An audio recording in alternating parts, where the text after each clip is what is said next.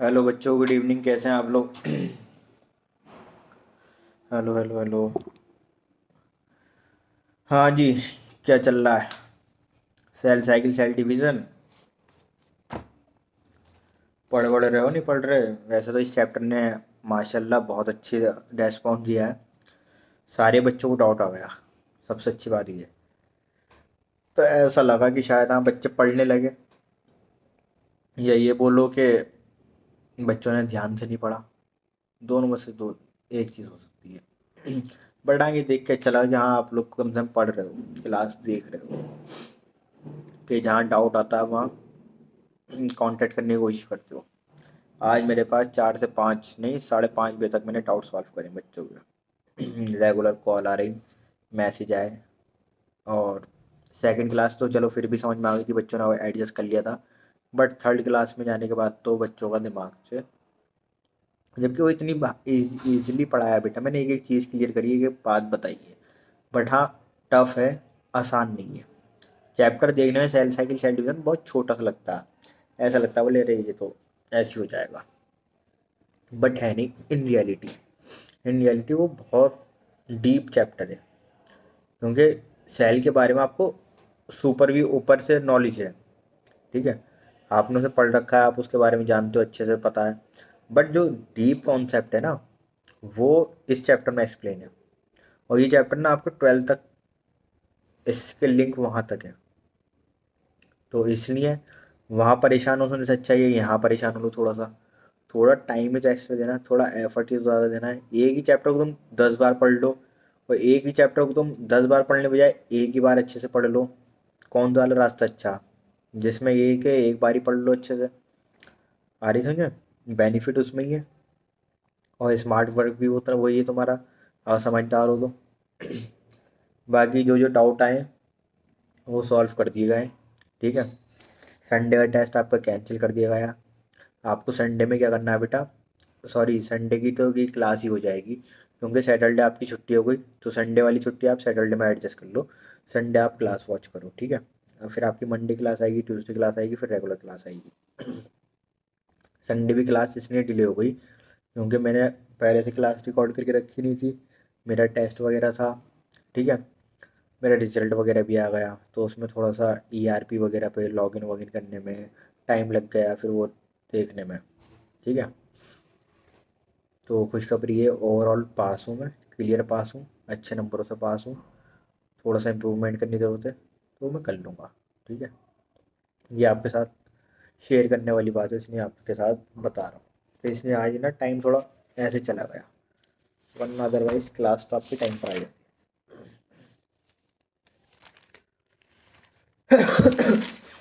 तो आज भी बच्चों ने मेरे से बोला कि सर आज थर्ड वाली क्लास में ना थोड़ा सा अच्छे से और एक्सप्लेन कर देना, थोड़ा और अच्छे से बता देना। तो मैं पहले वही कर लेता हूँ। चैप्टर क्या है बेटा, कि जब हम पढ़ रहे होते हैं ना, तो जब हम पढ़ रहे थे तो सेल्स के बारे में हम अच्छे से नॉलेज हो चुकी है, कि सेल होती क्या है, ठीक है, सेल क्या करती है, क्या फंक्शंस होते हैं, ये हमें पता होता है। लेकिन जो कैसे डिवीज़न होता है, कितने टाइप का डिवीजन है, ठीक है, कैसे हो रहा है, ये हमें नहीं पता। तो उसके लिए चैप्टर एक्सप्लेन करा गया है, सेल साइकिल सेल डिवीज़न। नाम से क्लियर है, साइकिल और डिवीज़न दो चीज़ें बात करेंगे, ठीक है। तो सेल साइकिल क्या हुई, सेल साइकिल पहले ये बतानी है हमें, फिर एम फेज के बारे में बात करी, फिर हमने सिग्निफिकेंस के बारे में बात करनी, फिर मियोसिस, फिर सिग्निफिकेंस और माइटोसिस, ठीक है।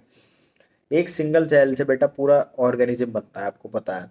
मैंने आपको बताया भी कि बेटा सिर्फ एक ही एक्सेप्शन है इन केस ऑफ ह्यूमन। जो हमारी जर्म लेयर होती है उसकी क्रोमोसोम नंबर एन होता है। क्रोमोसोम नंबर जो हम बता रहे हैं, ये जो एन है, ये क्या है बेटा, प्लॉइडी लिविंग। सेल के कैरेक्टरिस्टिक क्या है बेटा, ग्रोथ होना, रिप्रोडक्शन होना, मैच्योर होना। एपोप्टोसिस का होता है बेटा डाई, यानी कि मर जाना, सेल्स का डेथ हो जाना। ठीक है, मैंने आपको ऐसे भी समझाया था कि बेटा जो शादी वादी होती है उसमें बेटा बहुत ज़्यादा प्रिपरेशन में टाइम लगता है, ठीक है। और शादी तो सिर्फ 2 घंटे में ख़त्म हो जाती है। तो ऐसे ही है कि बेटा सेल को प्रिपेयर करने में 95% टाइम लगता है, और 5% में डिवीज़न हो जाता है, ठीक है।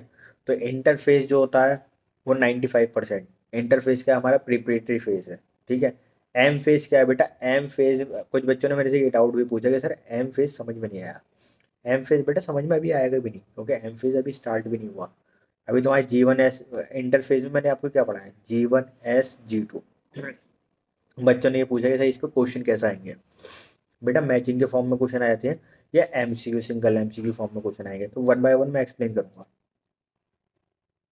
क्लास को स्किप मत करना, इसे अच्छे से देखना, क्योंकि मुझे पता है आपने वो क्लास दोबारा रिवॉच करी नहीं है, तो इसलिए रिवीजन भी हो रहा है और क्लास भी है, इंपॉर्टेंट पार्ट है। ठीक है, तो बेटा इंटर फेज में 95% टाइम लगता है, एम फेज में क्या होता है 5% टाइम लगता है। एम फेज क्या है, इज अ डिवीजन फेज। ठीक है, M phase is may be mitosis या मियोटिक फेजेस, दोनों में से एक हो सकती है। ठीक है, इंटर फेज में क्या क्या आता है हमारा, G1 phase, S phase, G2 phase, और एम फेज क्या हमारा डिवीजन फेज है। ठीक है, हमने पाई चार्ट में आपको एक्सप्लेन करा था क्लास 1 पहली क्लास में। एम फेज में दो चीज आती हैं, karyokinesis, cytokinesis. Karyo means nucleus division, cyto means cell division. ठीक है, अभी हम आगे की क्लासेस में पढ़ेंगे, आज की क्लास में आ जाएगा।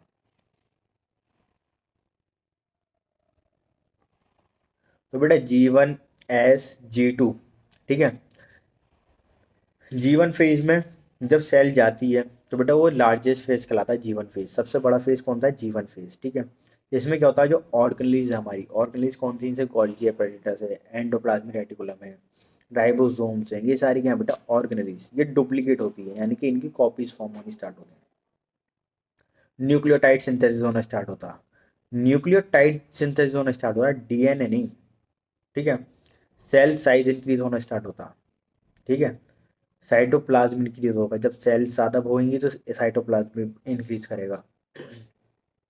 प्रोटीन और आरएनए का सिंथेसिस होना स्टार्ट होता है G1 फेज में। इसके ऊपर क्वेश्चन यही आएगा, ये 5-6 पॉइंट आपको अच्छे से याद होनी चाहिए। और G1 फेज में हमारी सेल मेटाबॉलिकली एक्टिव होती है और कंटिन्यूसली ग्रोथ करती है, और कोई डीएनए रेप्लिकेशन नहीं होता। इस टाइम पे क्रोमोसोम नंबर कितना है इसका, N। आगे भी कितना रहेगा, N। ठीक है, और डीएनए कंटेंट कितना है हमारा इस फेज में, 2C। हाँ, इस वाले G1 फेज में मैंने आपको क्रोमोसोम नंबर तो बताए थे, क्रोमोसोम नंबर बेटे कितने, N, सिंगल है। ठीक है, हैप्लॉइड है। G1 फेज को क्या कौन सी होती है हमारी, हैप्लॉइड फेज। ठीक है, क्योंकि N क्या होता है बेटा, हैप्लॉइड फेज में आता। ठीक है, और जो हमारा डीएनए कंटेंट है वो क्या है हमारा, सिर्फ 2C। क्या है बेटा, 2C। ठीक है, फिर जब एस फेज में आ जाते हैं, तो एस फेज क्या होती है हमारी, सिंथेसिस फेज। सिंथेसिस किस चीज़ का हो रहा है, डीएनए का सिंथेसिस हो रहा है, डीएनए बन रहा है। ठीक है, डीएनए रेप्लिकेट कर रहा है। ठीक है, डीएनए डबल हो जाता है, बट क्रोमोसोम नंबर सेम रहेंगे एस फेज में। यह हाईलाइट पॉइंट है, इन्हें याद करना पड़ेगा बेटा आपको। G1 फेज में क्रोमोसोम नंबर सिंगल एन है। ठीक है, आंख बंद करो, ऐसे तुम्हें याद होना चाहिए। G1 फेज में क्रोमोसोम नंबर N है, तो डीएनए कंटेंट कितना, 2C। ठीक है, एस फेज में गए, एस फेज में क्या हुआ, डीएनए बनना स्टार्ट हुआ, डीएनए डुप्लीकेशन स्टार्ट हुई, डीएनए रेप्लिकेशन स्टार्ट हुई। ठीक है, तो हमारा 2N हो गया क्रोमोसोम नंबर तो। ठीक है, क्रोमोसोम नंबर हमारा 2N हो गया, और डीएनए हमारा कितना था, 2C से 4C।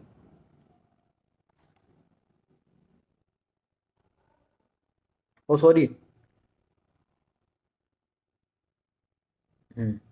ठीक है, G2 फेज क्या है हमारा, प्रोटीन सिंथेसिस।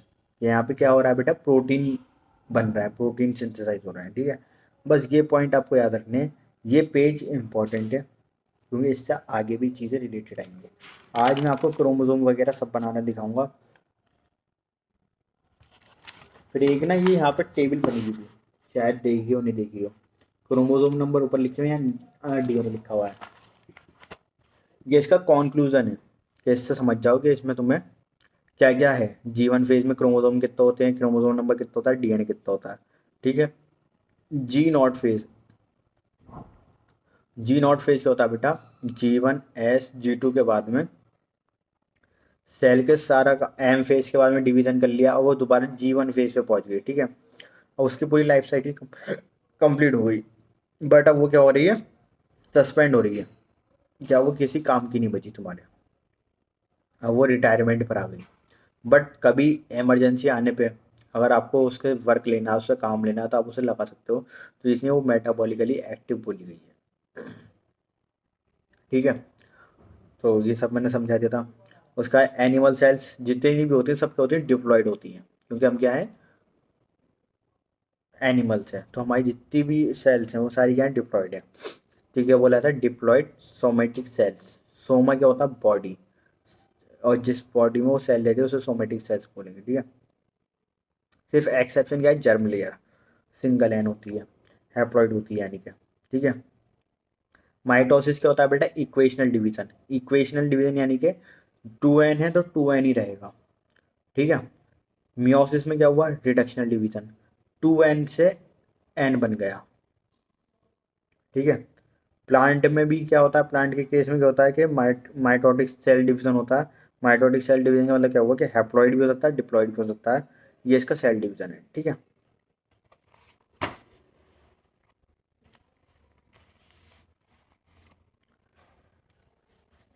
Mother father. ठीक है, M F, G1S G2। ठीक है, G1S G2। ठीक है, अब इसमें क्रोमोसोम्स बने हुए हैं हमारे। ठीक है, उसमें ये मैंने पढ़ा दिया था, हाँ ठीक है। इसमें बस इतना ध्यान रखो, क्रोमोसोम नंबर कितने, 2n 2c। ठीक है, एस में जाने के बाद में कितना हो जाएगा, 2n 4c। तो मैं यहाँ पे दिख भी रहा होगा, ये मैंने अच्छे से एक्सप्लेन भी करा था।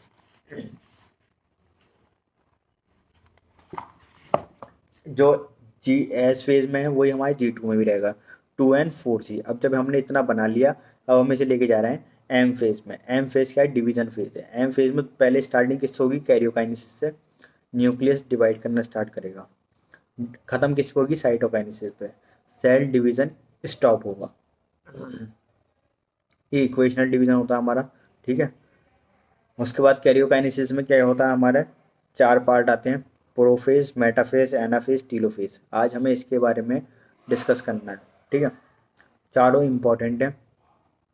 डायग्राम बुक लेकर बैठना, डायग्राम बुक में से देखना कि कैसे क्रोमोसोम्स दिखते हैं। ठीक है,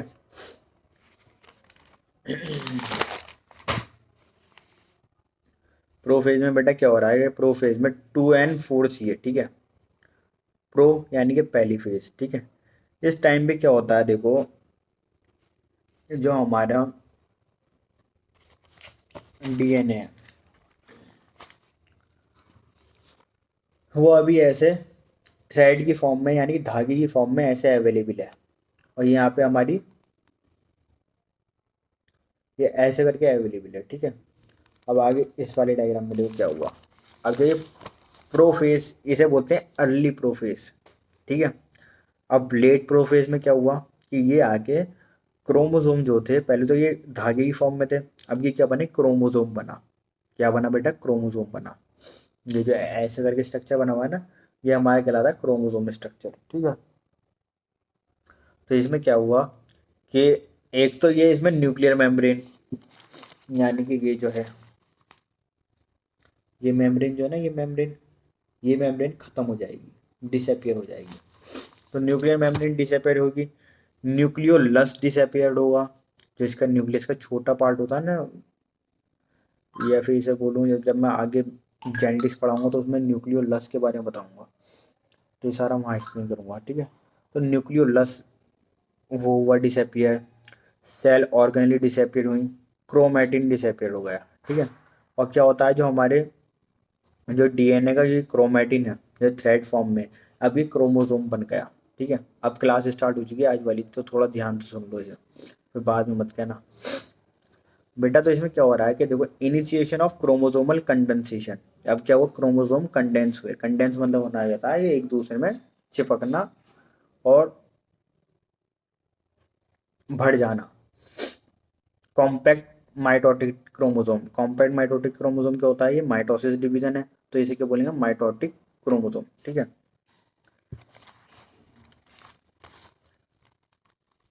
ये हमारी एक आर्म में, ये दूसरी आर्म में। ठीक है, सेंटर पे क्या है, सेंट्रोमेयर। ठीक है, और ये जो अपर पार्ट होता है ये स्पिंडल पोल्स कहलाता है। ऊपर वाला पार्ट इसका, यहाँ वाला इस सर्किल का ये जो खत्म हो रहा है ना ये स्पिंडल पोल्स, और नीचे वाला भी स्पिंडल पोल कहलाएगा। ठीक है, अभी बस इतना ध्यान रखो, ये अपर आर्म है, ये लोअर आर्म है, और यहाँ पे सेंटर पे क्या है, सेंट्रोमेयर। तो दो तो हमारे क्रोमोसोम पेयर हैं, एक ये दो हो गए, और अटैच किससे, एक सेंट्रोमेयर से। ठीक है, क्लियर है इतना।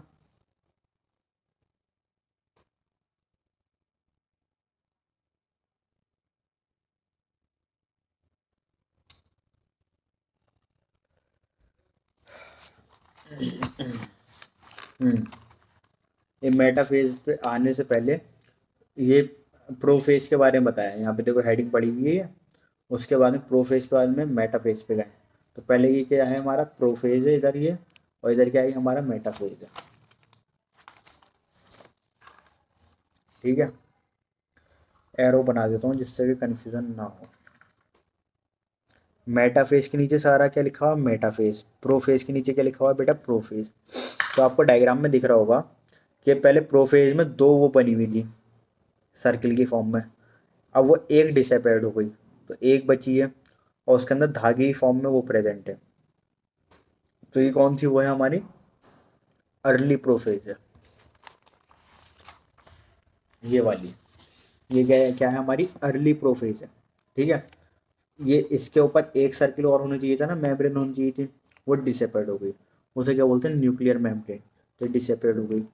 अभी देखो ये धागे धागे की फॉर्म में थे, अभी क्रोमोसोम कंडेंस हो गए, ये ऐसे करके कंडेंसेशन फॉर्म में आ गए। अब देखो मेटाफेज में क्या होता है, अभी जो ये ऐसे थे, अब मेटाफेज में ये एक प्लेट में आ गए। अगर तुम यहाँ पर लाइन ड्रॉ कर दो इमेजिनरी, तो ये क्या हुआ कि हमारे ये यहाँ पर एक प्लेट में आ गए, और यहाँ पे ये कॉर्नर पे क्या होता है, स्पिंडल पोल्स होता है, यहाँ पे स्पिंडल पोल होता है। ठीक है, तो यहाँ से ना फाइबर्स आते हैं जिससे ही कनेक्ट हो गए। अभी देखो फाइबर आ गए, ये कनेक्ट हो गए, ये फाइबर यहाँ से कनेक्ट। ठीक है, अब इसके नीचे देखो क्या लिखा हुआ है, metaphase is a equational division. Equational division हुआ यानी कि इक्विटोरियल प्लेट पे आ गए। ठीक है, प्रोफेज में, एक मिनट और, सॉरी, पहले ये समझ लो, प्रोफेज में कितना था हमारा क्रोमोसोम नंबर, कितना था हमारा डीएनए कंटेंट, प्रोफेज में भी 2n4C रहा, क्योंकि अभी ऑर्गनलीज रिमूव होना स्टार्ट हुए, न्यूक्लियर मेम्ब्रेन डिसअपेयर हुई है। ठीक है, अब मेटाफेज पे आ जाओ। मेटाफेज में क्या हुआ बेटा, इक्वेटोरियल प्लेट फॉर्म हुई। इक्वेटोरियल प्लेट यानी कि एक प्लेट पे ये ऐसे करके तो तुम्हारे क्रोमोसोम्स रखे हुए हैं। ठीक है, पहले तो ऐसे थे वर्टिकली, ठीक है, अब हॉरिजॉन्टली आ गए, तो इसे बोलते हैं इक्वेटोरियल प्लेट, एक प्लेट पे रखे हैं। ठीक है, कांग्रेजेशन मैक्सिमम कंडेंसेशन, इसमें क्या हुआ कि पहले एक था, अब दो बन गए। ठीक है, कॉपी बन गई। और इसमें क्या होता है कि बेटा मॉर्फोलॉजी स्टडी अगर जब हमें करनी होती है ना, क्रोमोसोम्स की मॉर्फोलॉजी, समझ गए, जो मैंने चैप्टर पढ़ाया था, मॉर्फोलॉजी क्या होता है बेटा, बताओ, मॉर्फो का मीनिंग क्या होता है, एक्सटर्नल स्ट्रक्चर पढ़ना, एनाटॉमी मीन्स इंटरनल स्ट्रक्चर पढ़ना। तो मॉर्फो में हम क्या पढ़ते हैं बेटा, एक्सटर्नल स्ट्रक्चर पढ़ते हैं। ठीक है, मॉर्फोलॉजी पूरे चैप्टर पढ़ाया था। तो बेटा जितने भी तुम्हें मॉर्फो की स्टडी करनी है, या उसके साइज के बारे में पढ़ना, उसके नंबर्स के बारे में पढ़ना है, तो वो कौन सी फेज में पढ़ सकते हो आप, मेटा फेज में। ठीक है, और मेटा फेज में भी क्रोमोसोम्स नंबर और डीएनए कंटेंट कितना रहा, 2n4C। ठीक है, जो फेजेस चल रही हैं, प्रोफेज 1 कंप्लीट हो गई, प्रोफेज 2 कंप्लीट हो गई। प्रोफेज 1 में तुम्हें पता चल गया कि क्या क्या चीज़ें डिसअपेयर्ड होती हैं, क्या क्या चीज़ें दिखती हैं, कैसे क्रोमोसोम्स अरेंज होते हैं।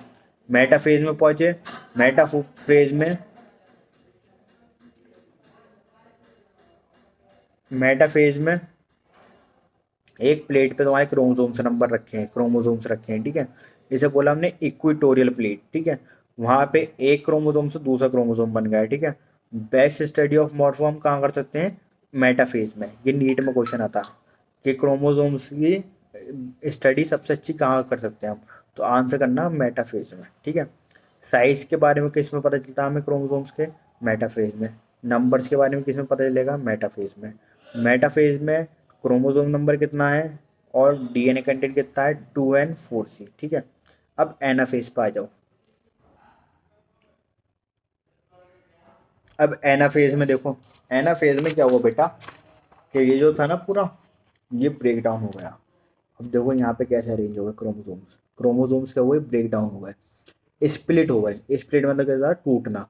ये देखो यहाँ पे कैसे बने हुए थे, यहाँ पे ऐसे थे नहीं, तो ये अपर वाला पार्ट अपर चला गया, लोअर वाला पार्ट लोअर चला गया।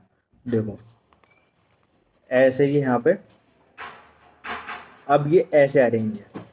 ठीक है, तो इसमें क्या हुआ बेटा? Splitting of chromosomes. Splitting of chromosomes का मतलब हुआ कि बेटा क्रोमोसोम का ब्रेक डाउन हो जाना, टूट जाना, अलग अलग हो जाना। ठीक है, और ये जाके कनेक्ट किससे हो रहा है बेटा? स्पिंडल पोल से। देखो उसके बाद में एनाफेज में भी इसकी प्लॉइड लेवल कितना रहा? क्रोमोसोम नंबर कितना होगा हमारे? 4n। ठीक है, और डीएनए कंटेंट हमारा कितना होगा? 4c। ये पॉइंट है यहाँ पर। अब देखो ये कैसे हुआ, मैंने तुम्हें बताया था सेंट्रोमेयर होता है। ठीक है, अब देखो एक सेंट्रोमेयर गिरा, एक ये है, एक ये है, एक ये है, तो कितना होगा बेटा? 4n। ठीक है, डीएनए एक, दूसरा, तीसरा, चौथा। यहाँ क्या होता था? यहाँ देखो एक सेंट्रोमेयर है, एक सेंट्रोमेयर है, तो ये कितना था हमारा? 2n। ठीक है, इसमें एक ये है, एक यहाँ पर, एक यहाँ पर, एक यहाँ पर, और 4c हो गया। ठीक है, या फिर इसे ऐसे कह लो, एक पेयर, दूसरा पेयर, एक पेयर, दूसरा पेयर, ये हो गया 4c। ऐसे होता था 4c। ठीक है, हर एक क्रोमोसोम काउंट होता। अब यहाँ पे सेंट्रोमेयर 4 हो गए, तो 4 हो गए तो क्रोमोसोम नंबर कितने हो गए हमारे? 4। ठीक है, और डीएनए कितना हो गया हमारा? 4। ठीक है, क्लियर है? ये होता है हमारा एनाफेज। एनाफेज कंप्लीट हो जाता है, एनसीईआरटी रीड करना, क्लियर हो जाएगा। टीलोफेज में क्या होता है? टीलोफेज में देखो, टीलोफेज में यही होगा कि अब ये ना दो न्यूक्लियस अलग अलग हो जाएंगे। ये देखो, एक ऊपर हो गया, एक नीचे हो गया। ये क्या है हमारा? स्पिंडल पोल से, ये स्पिंडल पोल से। यहाँ अब डीएनए जैसे हमारा प्रोफेज में हमें मिला था ना, अब वैसे ही आ गया वापस। तो देखो 2n2c, 2n2c, हमें क्या चाहिए था? 2n2c। आ गए हम फाइनल डिसीजन पे। तो ये क्या है बेटा? भूल भुलैया। ठीक है, बस तुम्हें थोड़ा ध्यान रखना है कहाँ पे कौन सा स्टेप आ रहा है। ठीक है, तो अब ये क्या बन गया? 2n2c क्या बन गए? Daughter cells. डॉटर सेल्स यानी कॉपीज ऑफ सेल्स। ठीक है, 2n2c हो गया, इक्वल हो गया, डिडक्शनल डिवीजन हो गया, आ गया बराबर। हमें 2n2c चाहिए था, 2n2c से हम चले थे, 2n2c पे वापस आ गए। तो यानी कि लाइफ साइकिल ऑफ सेल्स का कंप्लीट हो गया। ठीक है, अभी क्या पढ़ रहे थे हम? कैरियोकाइनेसिस। तो अभी क्या हुआ? अलग अलग हुए हमारे न्यूक्लियस, अलग अलग हुए। कैरियोकाइनेसिस में हमने 4 चीज़ें पढ़नी थी, प्रोफेज, मेटाफेज, एनाफेज, टीलोफेज, हमने वो पढ़ ली। ठीक है, अब इसमें क्या होता है? न्यूक्लियर मेम्ब्रेन, न्यूक्लियोलस, ऑर्गेनेलीज और क्रोमेटिन, ये चारों रिपेयर हो जाते हैं। ठीक है, वहाँ प्रोफेज में क्या हुआ था कि डिसअपियर हुए थे, अब यहाँ पे रीअपियर हुए, रीअपियरेंस हुआ है। आ गया समझा? एक बार दोबारा क्विक रिवीजन कर रहा हूँ। Prophase, metaphase, anaphase, telophase, karyokinesis के 4 पार्ट हैं। प्रोफेज में हमारा डीएनए अलग अलग होता है, वो कंडेंस होके क्रोमोसोम बना लेता है। न्यूक्लियर मेम्ब्रेन डिसअपियर हो जाता है, न्यूक्लियोलस डिसअपियर हो जाता है, और सेल ऑर्गेनेली क्रोमेटिन भी डिसअपियर हो जाता है। और प्रोफेज में क्या क्या नहीं दिखता? Golgi, ER, nucleolus, nuclear envelope, ये हमें शो नहीं होता, आगे चल के होगा। फिर आगे मेटाफेज पे आए थे तो प्रोफेज के बारे में बताया हुआ है कि वहाँ से देखो न्यूक्लियर मेम्ब्रेन डिसअपियर्ड हो गई, वहाँ पे एक ही मेम्ब्रेन है। ठीक है, रेड पेन से बनी हुई है। फिर प्रोफेज में कैसे अरेंज क्रोमोसोम नंबर? ऐसे करके। ठीक है, वर्टिकली। मेटाफेज में आ जाओ, मेटाफेज में कैसे अरेंज है? एक प्लेट में अरेंज है। और तुम इमेजिनरी लाइन ड्रॉ कर लो, तो एक प्लेट में क्रोमोसोम नंबर रखे हैं। ठीक है, इक्वेटोरियल। अब प्रोफेज में हमारा डीएनए कंटेंट और वो डीएनए कंटेंट और क्रोमोसोम नंबर कितना था, प्लोइडी कितने 2 and 4 थी। चले क्या था हम लेके 2 and 4 थी, चाहिए क्या था हमें 2 and 2 थी। अभी प्रोफेज में 2 and 4 है। अब मेटाफेज में गया, इक्वेटोरियल प्लेट पे रखा। हमारे बेस्ट स्टडी ऑफ मॉर्फॉर्म कहाँ कर सकते हैं, मेटाफेज में। मेटाफेज में इसमें क्या होता है बेटा, आप मॉर्फोलॉजी में क्या करते हैं, हम एक्सटर्नल स्ट्रक्चर पढ़ते हैं, यानी कि साइज, वेरिएशन, नंबर, क्रोमोसोम्स के बारे में डीपली स्टडी हम किस में कर सकते हैं, मेटाफेज में। मेटाफेज में अपलॉइड कितनी हो गई 2 and 4 थी, जो प्रोफेज में थी वही मेटाफेज में रही।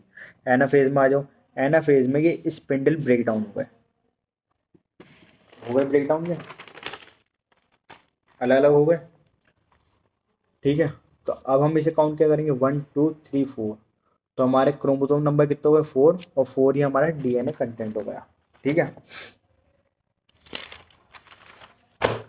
टीलोफेज पे क्या है बेटा, न्यूक्लियर मेम्ब्रेन डिसअपियर्ड हो गई, न्यूक्लियोलस्ट रीअपियर हो गया, ऑर्गेनली रीअपियर हो गई, और क्रोमैटिन रीअपियर हो गई, क्योंकि अब दोनों न्यूक्लियस अलग अलग हो गए, डिवाइड हो गए। ठीक है, यहाँ हुआ है डिवीजन। अब ऊपर कितना न्यूक्लियोलस से का वो है 2 and 2 सी, 2 and 2 सी नीचे वाला, इन्हें क्या कहते हैं हम, डॉटर सेल्स। ठीक है, अब आइए साइटोकाइनेसिस पे। साइटोकाइनेसिस क्या होता है बेटा, सेल डिवीजन। ठीक है, इस सेल डिवीजन में क्या हो रहा है, देखो पहले बात करेंगे हम एनिमल सेल्स की। देखो पहले साइटोप्लाज्म डिवीजन क्या होता है, ये सेल्स है हमारी, ये पूरी प्लाज्मा मेम्ब्रेन है। ठीक है, ये ऐसी नहीं है जैसे ये, पहले पूरी कंप्लीट प्लाज्मा मेम्ब्रेन है। ठीक है, अब माइक्रोफ्लामेंट आते हैं, माइक्रोफ्लामेंट आके इसे क्या करते हैं, अंदर धसका देते हैं, ये क्या बन जाता है, फर्रो। इसे क्या बोलते हैं, फर्रो। अब ये क्या बन गई, फर्रो प्लेट बन गई, यानी कि डिवीजन हो रहा है इनके बीच में। यहाँ देखो एंडो। ठीक है,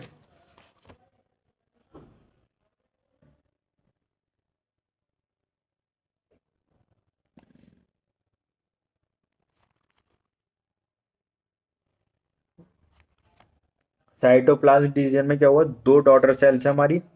अब ऊपर न्यूक्लियस था, अब यहाँ पे क्या आ गई, हमारी सेल्स आ गई। ठीक है, 2 डॉटर सेल्स हैं। इसमें क्या हुआ, माइक्रोफिलामेंट आए, तो जो प्लाज्मा मेम्ब्रेन थी ना वो धस गई। फर्रो, फर्रो यानी कि अंदर धस जाना, उसका पार्ट का हो जाना। ठीक है, completed nuclear envelope surround डीकंडेंसेशन chromosome. जो क्रोमोसोम्स हमारे वो थे कंडेंस हुए, अब वो डीकंडेंस हो रहा है, खुल रहे हैं दोबारा से। ठीक है, अब एनिमल साइटोकाइनेसिस में क्या होता है, इसे बोलते हैं फर्रोप्लाज्मा मेम्ब्रेन। हमारे अंदर क्या होती है, प्लाज्मा मेम्ब्रेन। प्लांट में क्या होती है बेटा, सेल वॉल। तो हमारी प्लाज्मा मेम्ब्रेन होती है ना, वो अंदर की तरफ धस जाती है, ऐसे करके बेंड हो जाती है। ठीक है, इससे 2 सेल ऑर्गेनली डिवाइड हो जाती है। देखो, एक ये हो गई, एक ये हो गई, यहाँ डिवीजन हो गया। ठीक है, ये तो हो गया एनिमल की बात। अब बात करते हैं प्लांट साइटोकाइनेसिस की। प्लांट साइटोकाइनेसिस में क्या होता है बेटा, ये सेल्स है हमारी, एक सेल दूसरी सेल। ठीक है, उसमें क्या हुआ, उसमें ये अलग अलग हो जाएंगी। यहाँ पे क्या हुआ, ये अलग अलग हो जाएंगी, एक अलग टूट जाएगी, एक अलग टूट जाएगी। इसमें क्या हुआ बेटा, कि यहाँ पे ना एक वॉल है। ठीक है, एक दीवार है। अभी किसकी बनी हुई, कैल्शियम, कैल्शियम और मैग्नीशियम पैक्टेट की। ठीक है, अब यहाँ पे आगे ना प्रोटीन अटैच हो रहा है। अब ये आगे चल के क्या बन गया, यहाँ पे हमारा middle lamina. Calcium magnesium, calcium और मैग्नीशियम पैक्टेट से क्या बनता है हमारा, मिडिल लैमिना। मैंने प्लांट फिजियो में शायद आप लोगों को पढ़ाया। कैल्शियम और मैग्नीशियम पैक्टेट क्या बना था हमारा, मिडिल लैमिना। अब यहाँ पे कैल्शियम और मैग्नीशियम डिपॉजिट हो चुका है, डिपॉजिट हो चुका है, तो क्या फॉर्म हो गया हमारा, मिडिल लैमिना। अब देखो नीचे क्या हुआ, ये अलग अलग नहीं हुई, यहाँ पे वॉल बन गई। ये अलग सेपरेट हो गई, ये अलग सेपरेट हो गई, दोनों सेल अलग अलग सेपरेट हो गए। ठीक है, फिर नीचे देखो, फिर यहाँ पे ऑर्गेनीज अलग अलग सेपरेट हो गई। ठीक है, तो ये क्या हो रहा है बेटा, फॉर्मेशन हो रही है। पहला पार्ट में बता रहा हूँ, फर्स्ट पार्ट में क्या लिखा हुआ है मैंने, फॉर्मेशन, न्यू सेल वॉल, नई सेल वॉल की फॉर्मेशन हो रही है। सेल प्लेट जो बन रही है, मिडिल लैमिला, जो हमारी सेल प्लेट है इसे क्या बोला हमने, मिडिल लैमिला। ठीक है, सेल्स प्लेट ज्वाइन, दोनों सेल प्लेट ज्वाइन कर रही हैं टू द प्लाज्मा मेम्ब्रेन। ठीक है, प्लाज्मा मेम्ब्रेन से हमने नहीं ज्वाइन करा। डिस्ट्रीब्यूटेड क्या क्या आ रहा है इसमें, माइटोकॉन्ड्रिया, प्लास्टिड, ये तुम्हें आगे चल के पता चल जाए, इसे छोड़ो। ठीक है, मल्टी न्यूक्लिएटेड होता है, कैरियोकाइनेस। बेटा एक इसको ना, इसमें से क्वेश्चन नहीं आने वाला, ना एनिमल सेल से आएगा ना प्लांट सेल से आएगा। ठीक है, बट ये पढ़ लेना, ठीक है। आएंगे क्वेश्चन आते प्रोफेज, मेटाफेज, एनाफेज, टीलोफेज, ठीक है। और दूसरा, एनसीईआरटी रीड करना अच्छे से। कोई डाउट आए, कोई चीज़ समझ में नहीं आ रही, कोई प्रॉब्लम हो रही हो, मेरे को कॉल या मैसेज कर लेना, ठीक है। कल का टेस्ट कैंसिल है आपका। टेस्ट होगा अब नेक्स्ट संडे। 2 चैप्टर का बायो का, और फिजिक्स केमिस्ट्री का जो देना चाहते हैं, इंटरेस्टेड होते हैं, जो बाकी आपके टेस्ट सीरीज चल रही सेंटर वाले बच्चे, वो सेंटर पे दें, ठीक है। दूसरी चीज़, आपकी टाइमिंग चेंज हो गई है दिसंबर से। 5 तारीख से आपकी टाइमिंग चेंज हो जाएगी, तो आपको जिस स्लॉट पे टाइमिंग दिया गया है सेंटर पर, आप उसी टाइम पहुँचे। ना तो आप जल्दी जाएँ, ना आप लेट जाएँ, कि जल्दी जाके आप खड़े ना हो जाएँ, और ना इतना लेट पहुँचे टीचर क्लास में पढ़ा रहा हूँ, ठीक है। क्लास को एक बार दोबारा देख लेना। शॉर्ट क्लास रख रहा हूँ, 30 से 35 40 मिनट की, ठीक है। इसलिए दोबारा री वॉच करो, एनसीईआरटी रीड करो, कम से कम क्लास को 2 बार देखो, उसके बाद बताना।